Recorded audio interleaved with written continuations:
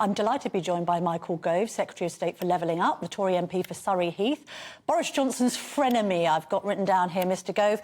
Now, first of all, I know you've made this announcement today. Thank you for joining me this morning. You've introduced measures that are going to stop public bodies from imposing their own boycott or divestment campaigns against all foreign countries. You're talking about public bodies. Could this be extended to private firms too? No, we're very clear that when it comes to foreign policy, the UK is stronger when we all speak with one voice. And at a time when we have war raging on the European continent, it's critically important that our Prime Minister, our Foreign Secretary, our country are united. So we don't want to have public bodies, local authorities, running their own rival foreign policy at a time like this. And the situation arises particularly because there are some councils, some local authorities, that have subscribed to campaigns which are targeted against Israel and which have led to an upsurge because of the way in which they're targeted at the only Jewish state in tensions towards our own Jewish citizens. Domestic matters. Have you seen this Sunday Mirror video of the people partying at CCHQ circa December 2020? Yes, I have, and I just wanted to say to GB News viewers that I'm personally sorry that people behaved in this way. This video shows people behaving in a completely unacceptable way. The party that occurred was known about because I think there was a picture, a photograph that was taken of the event, and investigations had taken place previously, though I don't think that this video had actually been circulated before today. I mean, there's been partying at Downing Street, and you look at the date. I initially thought maybe it's December 2021. No, it's December 2020, so it's when the rest of us were all confined to our homes, having a miserable turkey dinner on Christmas.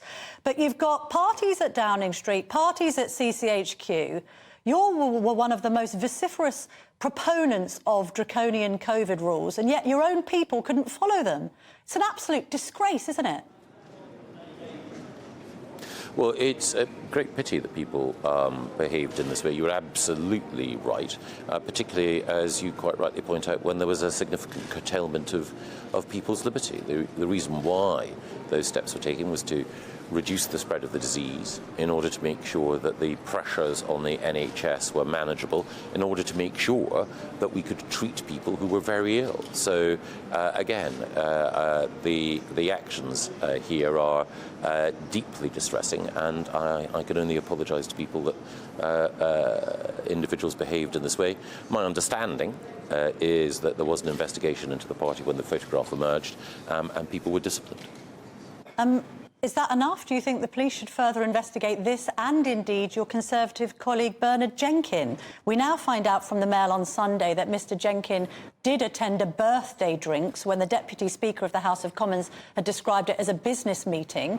So you've also got people who are on the Privileges Committee looking into the conduct of Boris Johnson, having themselves potentially flouted some of the COVID rules. What are the Tories playing at here, Mr Gove? So I missed the very end of your question there, Camilla. You said, what are the Tories playing at? Bernard Jenkin now revealed to be at a party around the COVID rules.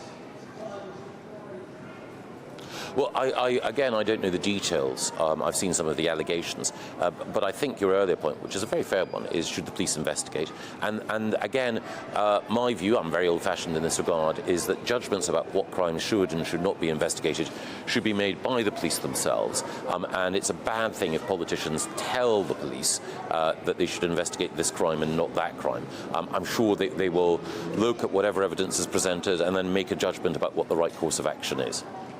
There's been a debate around whether Harriet Harman should have recused herself as chairwoman of that committee because of her previous comments about Boris Johnson and whether he knowingly misled the House. We now hear that Sue Gray broke civil service impartiality rules by opting to become Keir Starmer's Chief of Staff. Do you think the Labour leader should now block that appointment? I know you know Sue Gray quite well. I do. I worked with Sue Gray. She was a civil servant who worked in the Department for Levelling Up. I think that Keir Starmer has an obligation of candour to let us know what it was that he did. It would appear, on the basis of what we know, that it was Keir Starmer who initiated these contacts. It was Keir Starmer who hasn't been completely candid about what he did. But as for Sue herself, I shan't criticise Sue, because I know that in all the time that I worked with her, she was a committed public servant. But do you think it's wise for Keir Starmer to continue with this appointment? Well, again, it's a matter for him. I mean, I think what we need to know is the precise sequence of events with Keir Starmer fessing up to what he did. I think on the basis of what we know, Keir Starmer, who professes to be a stickler for the rules, at the very least bent them.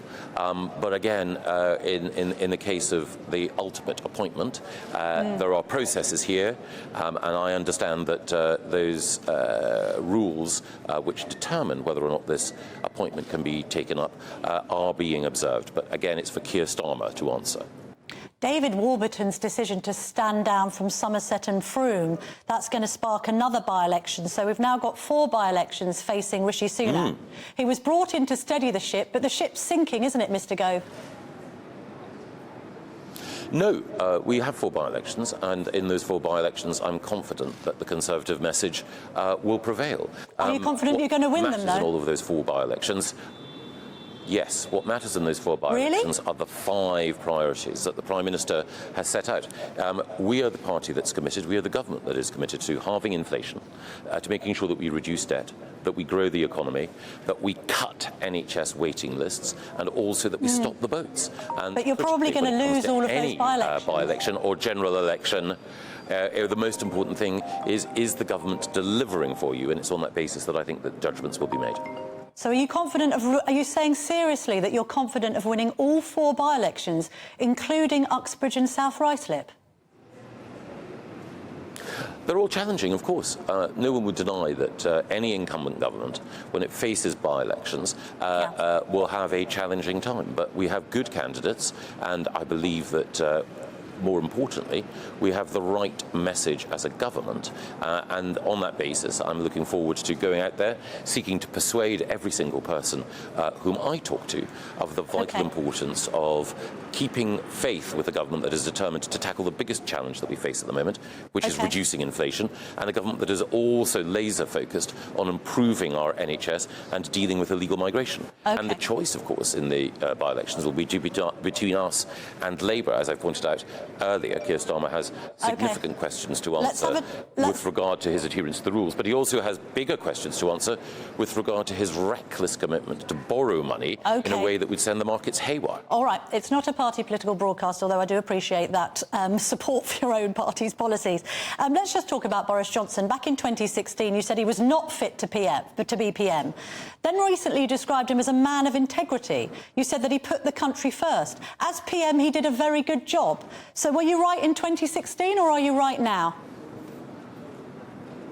Well, I think the truth is that, as I remarked earlier this week, Boris made mistakes. We're all prone to, at times, making mistakes. I've made mistakes. But Boris also was someone who, as Prime Minister, delivered the fastest vaccine rollout in Europe. He was the staunchest defender of Ukraine in the Western world.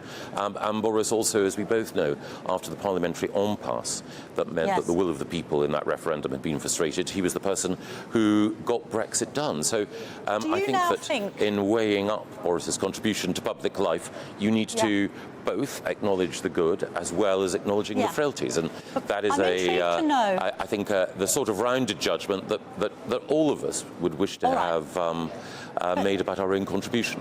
I'm intrigued to know, because it came up in Anthony Selden's recent book that he thought that all roads to Boris's demise, and indeed perhaps even the Conservative Party's demise in 2024, leads back to that moment where you knifed him in 2016. So do you regret that now? I think it's well known that at the time I felt that Boris was not the right person to be Prime Minister. I think it's wrong to look at any single event and say that that single event is the cause of multiple different branching histories. So people will form their own judgment about Boris. I've given you mine, and I hope that people will appreciate that it is a judgment that combines admiration for his great qualities with also an acknowledgement of some frailties and weaknesses. A politician's answer, if ever I heard one. But Michael Gove, thank you so much for joining me this morning. Lovely to speak to you. Camilla, it's always a pleasure. Thank you. Hope to see you soon. Thank you very much. Thank you.